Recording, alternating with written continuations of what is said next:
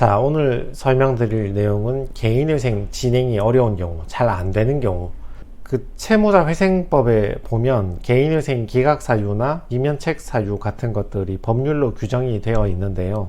법률 내용을 보셔도 좋지만 그 중에서는 문제가 잘 되지 않는 경우도 있고 자주 문제되는 경우가 있으니까 실무적으로 실제로 개인회생을 진행해 보면 어떤 부분이 문제가 돼서 진행이 안 되는 경우가 많은지 설명을 한번 드리겠습니다. 자, 첫 번째는 소득이 높은 경우죠. 이건 정확히 말하면 개인회생이 안 되는 게 아니라 개인회생은 잘 되죠. 채권자, 은행, 캐피탈 입장에서는 급여가 높으면 변제를 많이 해주는 것이니까 싫어할 이유가 전혀 없죠. 굉장히 잘 되긴 하는데 채무자 입장에서는 고민이 될 수 있겠죠. 변제를 꽤나 많이 해야 되니까. 물론 자기가 가진 채무 이상을 변제하는 경우는 없습니다. 내 채무가 1억인 경우에 월급이 아무리 높아도 1억까지 변제하고 끝나는 것이지 월급이 많다고 2억 3억을 변제하라 하는 경우는 없거든요. 근데 채무자에 따라서는 기대치가 높은 사람도 있단 말이죠. 채무는 1억인데 월급은 600인데 한 달에 변제금은 50만원, 60만원만 내고 싶다, 뭐 이런 분도 계시단 말이죠. 그런 분들에게는 심리적 저항으로 작용할 수 있는 경우가 있습니다. 예를 들어서 월급이 400이면 2인 생계비 220만원을 빼면 한 달에 180만원만 변제하면 되잖아요. 180만원 36개월 변제하면 나머지 채무는 탕감받게 되는 거죠. 근데 한 달에 월급이 300만원이면 2인 생계비 220만원 빼면 한 달에 80만원만 변제하면 되는 것이죠. 근데 이 부분은 채무자 스스로 생각을 조금 바꿔야 되는 부분도 있습니다. 급여가 높아서 변제를 더하는 게 손해는 아니죠. 내가 쓴 채무 갚으라는 거지 남의 돈 갚으라는 건 아니잖아요. 개인회생을 하셔도 괜찮고 워크아웃을 하셔도 괜찮으니까 아무튼 소득이 높으면 변제를 많이 해야 될 가능성이 있다, 이렇게 이해하시고, 두 번째가 부양가족이 없는 경우죠. 부양가족이 적을수록 변제를 많이 해야 되니까 상대적으로 개인회생을 해봤자 탕감이 별로 안 되는구나, 재미가 별로 없구나, 이렇게 느낄 수 있습니다. 예를 들어서 월급이 300만원인데 나하고 밑에 자녀 2명을 포함해서 3인 생계비를 빼면 한 달에 20만원을 변제할 수 있겠죠. 근데 똑같이 월급이 300만원인데 배우자가 일할 수 있는 상태야. 어디 특별히 아픈 데도 없고 병원에 입원한 것도 아니고 배우자가 건강한 성인입니다. 그런 경우는 법원에서 자식이 둘이지만 한 명은 배우자가 키우면 되지 않느냐, 이렇게 말을 하니까 그러면 나는 내 밑에 있는 자녀 한 명만 부양해야 될 가능성이 높거든요. 이런 경우는 300만원 빼기 2인 생계비 220만원 하면 한 달에 80만원을 변제해야 됩니다. 그래서 내 밑으로 넣을 수 있는 부양가족의 수가 줄어들면 줄어들수록 나는 변제를 더 해야 되니까 상대적으로 탕감을 덜 받게 된다고 느낄 수 있죠. 결국은 소득 빼기 생계비가 변제금이 되는 것인데 저 생계비가 얼마가 되느냐, 저 문제거든요.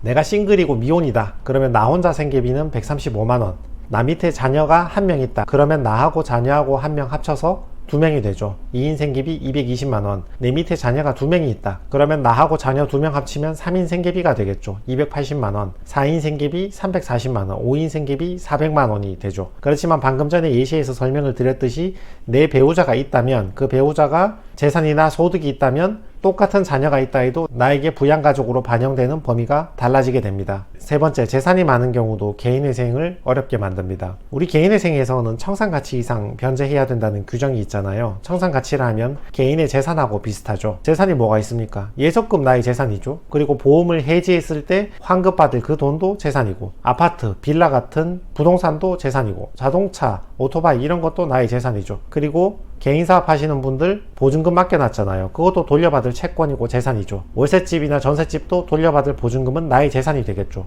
키움증권에 주식 계좌에 돈이 남아있다. 그것도 나의 재산이고, 어피트 계좌에 돈이 남아있다. 그것도 나의 재산이 되는 것입니다. 그러면 재산이 많으면 많을수록 변제를 많이 해야 되니까 재산이 너무 많은 경우에는 개인회생이 어려워질 수 있죠. 실제로 오시는 채무자분들 중에서 재산이 많은 경우는 좀 드물죠. 그 재산이 있으면 개인회생을 안 하셨겠죠.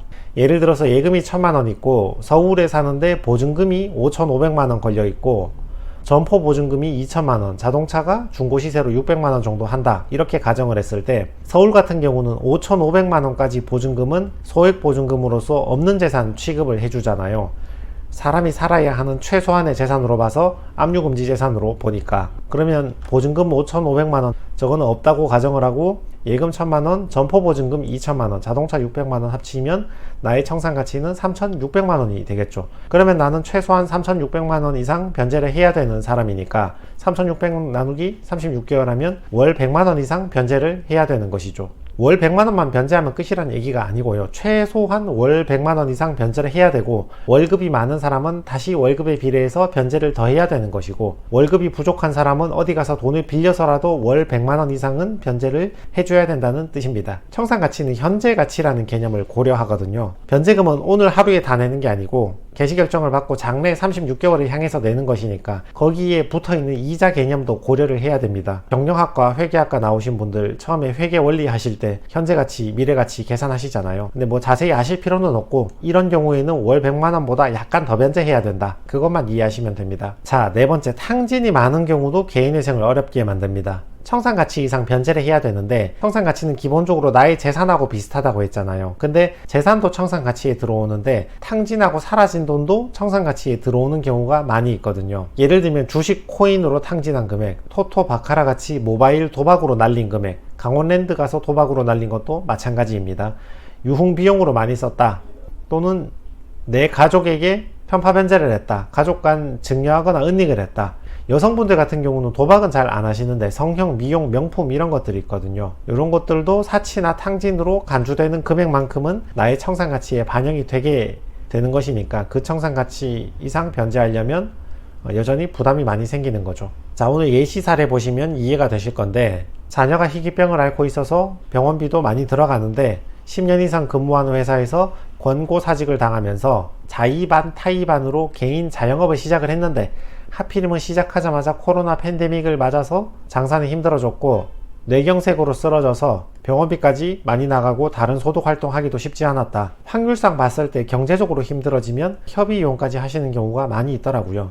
아무래도 형편이 힘드니까 좀 예민해지고 다툼이 많아져서 그런지 이분 같은 경우도 이혼을 하시고 혼자서 자녀를 양육하게 되었습니다. 사업을 이어가기 위해서 추가 대출하고 카드론 받고 돌려막다 보니까 채무가 기하급수적으로 크게 늘어났다. 이게 금지 명령입니다. 여러분 개인회생 신청하시고 채권자 독촉이나 추심을 막기 위해서 금지 명령을 많이 기다리시잖아요. 여기 보시면 강제집행, 가압류, 가처분하지 말라, 변제받지도 말고 변제 요구하지도 말라, 이렇게 되어 있죠. 이분 같은 경우는 협의 이혼했으면 양육비 줘서 제출해보라, 이렇게 보정 권고가 나왔습니다. 여러분 이혼하시게 되면 협의 이혼 조서도 작성하지만 양육비를 얼마 부담할지 그것도 조서를 작성하시잖아요. 그것도 회생법원에 제출을 해야 됩니다. 보통은 재판상 이혼을 하든 협의 이혼을 하든 미성년 자녀는 어머니가 양육권을 가져가고 아버지가 양육비를 주는 게 대부분의 경우거든요. 그렇게 하라는 법은 없는데 대체로 그냥 확률상 그렇게 많이 되거든요. 이 집은 무슨 사정인지 모르겠는데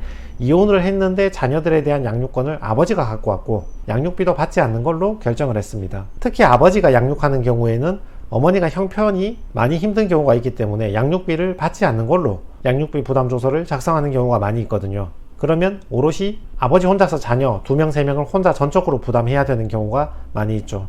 자, 소득 빼기 생계비가 변제금이라고 했잖아요. 그럼 이분 같은 경우는 변제금을 줄이려면 내가 혼자서 자녀 3명을 전부 다 양육하고 있다, 이 말을 해줘야 되잖아요.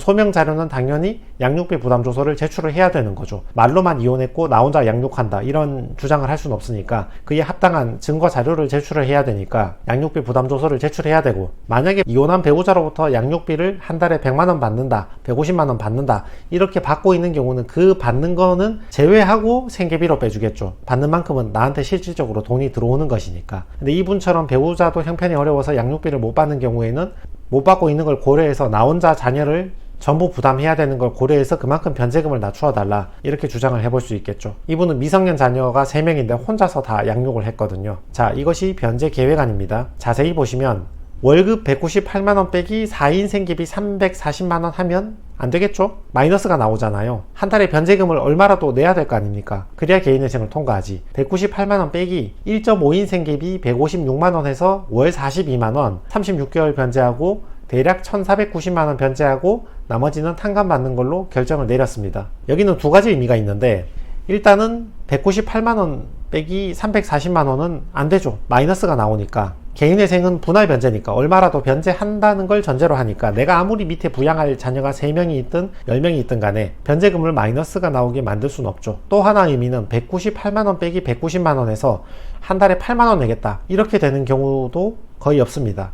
아주 이례적으로 나이가 많거나 몸이 안 좋다거나 소득이 너무 적어서 한 달 변제금 5만원, 10만원 이렇게 통과하는 경우도 있긴 한데 그런 경우가 없진 않습니다. 그렇지만 대부분의 경우에는 그래도 한 달 변제금을 몇십만원 정도는 내주는 걸 조건으로 개인회생을 통과를 시키지 한 달 변제금 5만원, 10만원 이렇게 통과시키는 경우는 확률상 매우 적습니다. 그리고 또 하나 의미는 청산가치 이상은 변제를 해야 되잖아요. 이분은 부양가족이 많아서 생계비를 더 뺄 수 있지만 어찌됐건 청산가치가 없진 않았다고. 청산가치가 대략 1,400만원 정도는 됐으니까 이거 이상은 변제를 해야 되거든요. 그러니까 1,400만원 이상 변제하는 것 중에 제일 낮은 변제금 42만원 이렇게 만들었던 것입니다. 자, 변제 내역인데 참고로 변제 금액 만원, 2만원은 그 개시받는 전후로 해서 금액이 조금씩 바뀔 수 있거든요. 채무가 양도되거나 이자가 좀 더 붙는다거나 계산 방식에 따라서 조금씩 차이가 날 수 있습니다. 아무튼 1억 7천만원에서 1,490만원 변제하고 나머지를 탕감받게 됐던 거죠. 최종적으로 인천지방법원에서 개시 결정받고 재판이 끝나게 되었습니다.